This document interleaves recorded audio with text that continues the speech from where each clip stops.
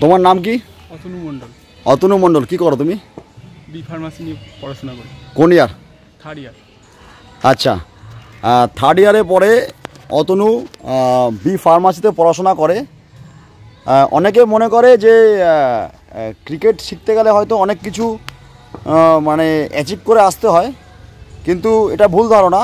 অনেকের কিন্তু মানে বাই বর্ন ক্রিকেটটা থাকে এবং তারা ক্রিকেটটাকে সেইভাবে ভালোবেসে খেলে। তো আমাদের কাছে আজকে একটা নতুন আবিষ্কার রয়েছে, যে কিন্তু আগে শুধু আজকের দিনের আগে পর্যন্ত ক্যাম্পিসে বল করতো এবং আজকে সকাল থেকে নেটে বল করছে। তার কিন্তু আমরা একবারও তাকে বোলিং দেখাইনি, কিন্তু এটা বাস্তব ঘটনা।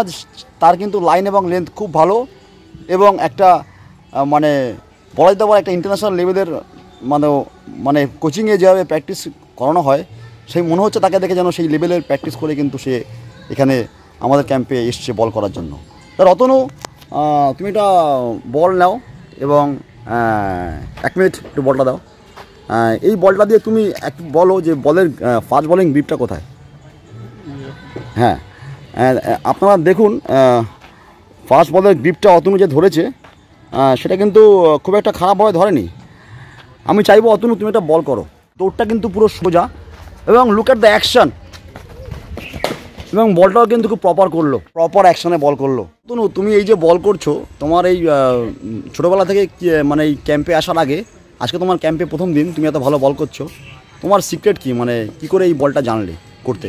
বিশেষ করে মানে আগে প্রচুর মানে টিভি দেখতাম। হ্যাঁ, টিভিতেই মানে খেলোয়াড়দের মানে বলিং অ্যাকশান এগুলো দেখেই মানে বেশি শিখেছি।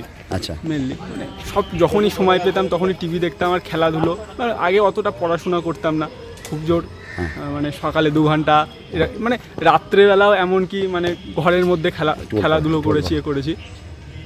তো আপনারা দেখলেন যে একটা ছেলে যে কোনোদিন সেভাবে কোনোদিন বলিং করেনি কোথাও প্রফেশনালি, বাট সে কিন্তু নেটে এসে আজকে প্রায় 100-150 বল করলো এবং যেখানে কিন্তু 0 হোয়াইট নো। এটাও কিন্তু একটা চমকপ্রদ ঘটনা। এরকম মানে ঘটনা কিন্তু মানে সচরাচর দেখা যায় না সাধারণত, বিকজ আমি আগেই বললাম যে একটা ন্যাচারাল ওয়ে কাজ করে, যার মধ্যে ন্যাচারালিটি রয়েছে সে কিন্তু অনেক দূর পর্যন্ত যেতে পারে।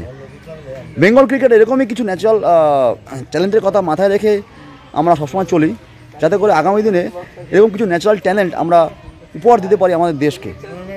Thank you so much.